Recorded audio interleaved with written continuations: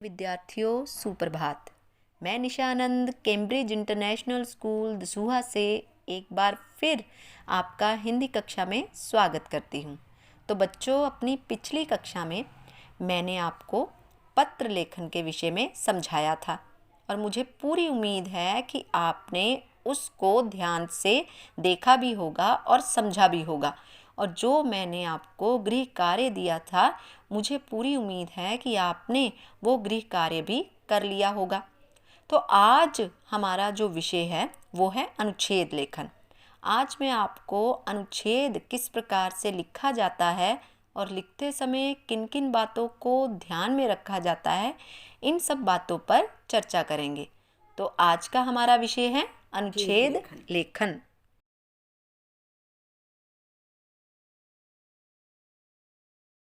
किसी भी विषय पर अपने विचारों को क्रम अर्थात सीक्वेंस में लिखना ही अनुच्छेद लेखन कहलाता है। अनुच्छेद लेखन को लघु निबंध भी कहते हैं, लेकिन इसमें सीमित शब्दों का प्रयोग बहुत ही सावधानी से किया जाता है।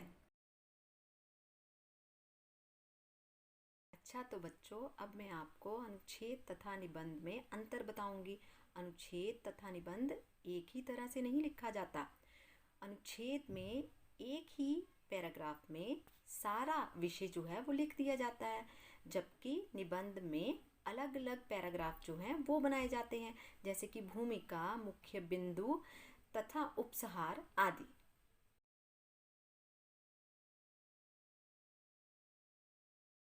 अनुच्छेद लेखन में कुछ एक बातों को ध्यान में रखना चाहिए, जैसे कि सबसे पहली बात, अनुच्छेद लेखन जो है वो विषय से सीधा आरंभ होता है, ना कि भूमिका से। दूसरी बात, अनुच्छेद लेखन का आकार जो है वो बहुत बड़ा नहीं होना चाहिए, बल्कि सीमित शब्दों का ही प्रयोग किया जाना चाहिए। अनुच्छेद में जो वाक्य होते हैं वो एक दूसरे से संबंधित होने चाहिए और अनुच्छेद की भाषा जो है वो सरल, स्पष्ट तथा प्रभावशाली होनी चाहिए। लेकिन एक बात का और ध्यान रखना कि अनुच्छेद में अगर संकेत बिंदु दिए गए हैं तो उन संकेत बिंदुओं को ध्यान में रखकर ही सारा अनुच्छेद लिखा जाना चाहिए। और अंत में बहुत ज़रूरी बात कि अगर आप अनुच्छेद लिखते समय उनमें मुहावरों का प्रयोग करते हैं तो आपका अनुच्छेद बहुत ही प्रभावशाली बनता है। तो बच्चों, अनुच्छेद लेखन को अच्छे से समझने के लिए अब मैं आपको अनुच्छेद लेखन की एक उदाहरण देती हूँ।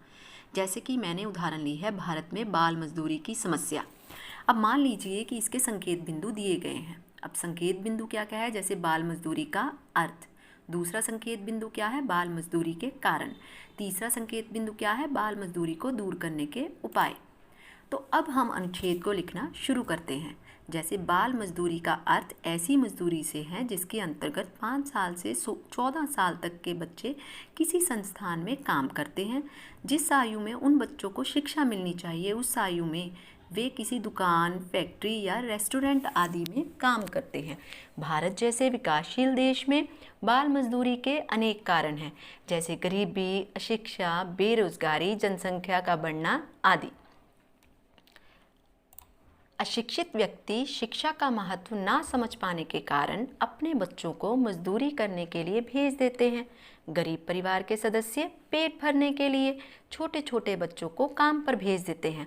भारत में बाल मजदूरी को गंभीरता से नहीं लिए जाने के कारण इसे बढ़ावा मिल रहा है। इस समस्या को दूर करने के लिए देश में काम कर रही सरकारी, गैर सरकारी तथा निजी संस्थाओं को इस समस्या के प्रति गंभीरता दिखानी चाहिए। न केवल सरकार को बल्कि हर इंसान को इस समस्या के समाधान के लिए अपना पूरा सहयोग देना चाहिए। अच्छा, तो बच्चों, ये तो बाल मजदूरी पर मैंने एक अनुच्छेद लिखा और मैंने आपको समझाया। तो सबसे पहले नियम में हमने अनुच्छेद लेखन के नियम में ये बताया था कि जितने भी संकेत बिंदु दिए गए होंगे उन संकेत बिंदुओं को ध्यान में रखकर ही अनुच्छेद को लिखा जाता है। जैसे सबसे पहला संकेत बिंदु था कि बाल मजदूरी का अर्थ क्या है, तो पहली ही पंक्ति में मैंने आपको बाल मजदूरी का अर्थ क्या है ये बता दिया। अब दूसरा संकेत बिंदु था कि बाल मजदूरी के कारण, तो हमने बीच में बाल मजदूरी के कारण भी बताए हैं, जिसे मैंने हरे रंग से अंडरलाइन किया हुआ है। उसके बाद तीसरा जो है संकेत बिंदु वो था बाल मजदूरी को दूर करने के उपाय। तो हमने इसी अनुच्छेद में इसे दूर करने के उपाय भी बताए हैं। ठीक है, तो बच्चों अगर हम संकेत बिंदुओं को ध्यान में रखते हुए अपना अनुच्छेद लिखेंगे तो हमारा अनुच्छेद बहुत ही अच्छा तथा प्रभावशाली बनेगा। धन्यवाद।